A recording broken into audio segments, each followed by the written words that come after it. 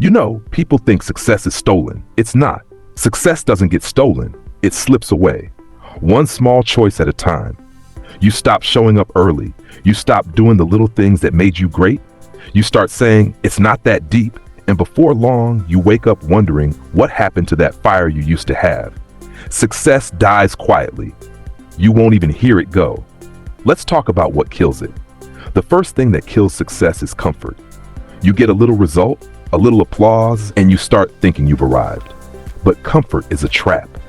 The same hunger that got you here has to be the hunger that keeps you here. God didn't design you to live in comfort. He designed you to live in purpose. And purpose always stretches you. The moment you stop stretching, you start shrinking.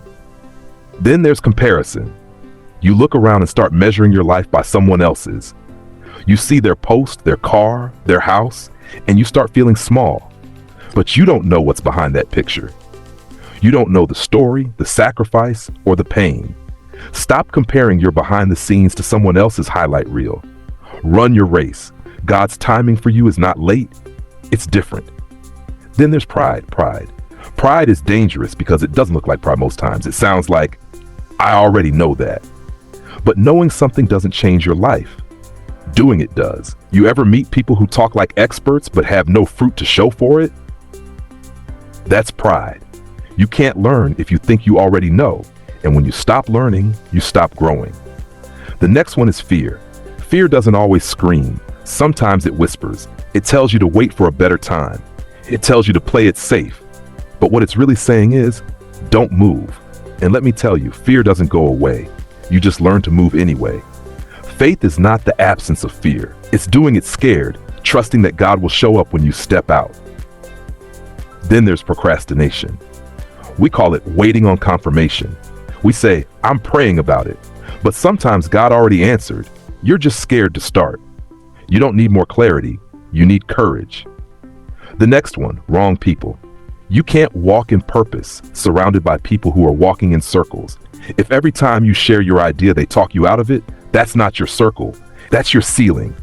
The people around you should make you better, not smaller. If you're the smartest in your circle is too small. You need people who challenge you, who stretch you, who remind you of who you're becoming. And finally, disconnection from God. You can't stay strong if you're unplugged from your source. You can have money, influence, followers, but if you lose your peace, you've lost the real thing. Because real success isn't about what you build. It's about who's building it with you.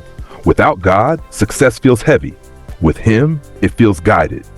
So check your heart, check your circle, check your habits. What are you allowing that's quietly killing your progress? Is it comfort, fear, pride, laziness? What do you need to let go of to move forward again? You can't keep praying for new levels while holding on to old habits. Something has to die for something new to live. It might be your excuses. It might be your comfort zone. It might be that need to control everything. But once you let it go, watch how fast your life starts moving again. Because the truth is, your success isn't waiting on a miracle. It's waiting on a decision. God already gave you the grace. He already gave you the promise. He's just waiting on you to take the step. And when you do, you'll see that success wasn't hiding from you. It was waiting for you to wake up. You know, some of you, you're not failing because you're not good enough. You're failing because you've stopped believing you could be more. You've started managing the version of yourself you were supposed to outgrow. You've accepted survival as normal. You wake up, go to work, come home, scroll, sleep, and call that life. That's not living, that's existing. There's a difference between movement and progress. You can be busy and still be stuck. You can be moving but not going anywhere. And sometimes we confuse the two because movement feels like progress. But listen, the devil doesn't always stop you by making you bad. Sometimes he just makes you busy. So busy that you lose focus. So busy that you don't even hear what God's been trying to say. And that's the trap. Because when you lose your focus, you lose your fire. And when you lose your fire, you stop fighting for your future. Let me tell you something. You'll never defeat what you're comfortable living with. If you've learned to live with fear, it'll stay. If you've learned to live with doubt, it'll stay. If you've learned to live below your potential, you'll start calling it peace. But peace isn't pretending. Peace is knowing you're in the middle of your purpose, even if it's hard, even if it's stretching you. Some of you are asking God to open new doors, but you're still hanging around the old ones that He already closed. And that's why you're tired, because you're trying to breathe life into something that's already expired. You don't need a new season. You just need to step into the one that's already waiting for you. But stepping into that means letting go of some stuff, letting go of who you were, letting go of people who can't see where you're going. See, every level of growth requires a version of you to die. Your next chapter won't open until you close this one. And sometimes that hurts because you built your identity around your pain. But you can't heal and hold on to the hurt at the same time. Let it go. You've got dreams sitting in the corner collecting dust because you keep telling yourself it's not the right time. But when has it ever been the right time? When you started walking, it wasn't the right time. You fell. When you started talking, it wasn't the right time. You stuttered. But you got up and tried again. So what happened? Who told you to stop trying? Who told you were too late? Who told you you missed your moment? You didn't miss it. You paused it. And the good thing about God is He can press play again. He can restore time. He can breathe on what you thought was dead. But you have to give Him something to work with. Faith is not just believing, it's building. You can't say, God, bless my hands when your hands aren't doing anything. The blessing meets you in motion. You want to see change? Move. You want to see growth? Obey. You want to see progress? Stay consistent when nobody's clapping. Success is quiet at first. Nobody sees the hours. Nobody sees the tears. But one day, the same people who doubted you will be asking how you did it. And you'll just smile because you know the truth. It was obedience. It wasn't connections. It was consistency. It wasn't overnight. It was faith over time. Because the real battle of success isn't out there. It's in here. It's you versus you. Your excuses, your habits, your comfort zone. That's the real enemy of progress. Not the devil, not people, not the economy. It's you. And the day you stop fighting for your limitations is the day you start walking in your potential.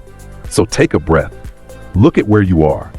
Ask yourself, am I moving with purpose or just passing time? Because time will pass either way. But if you plant your time in purpose, it'll grow into something worth living for. God didn't bring you this far to live half a life.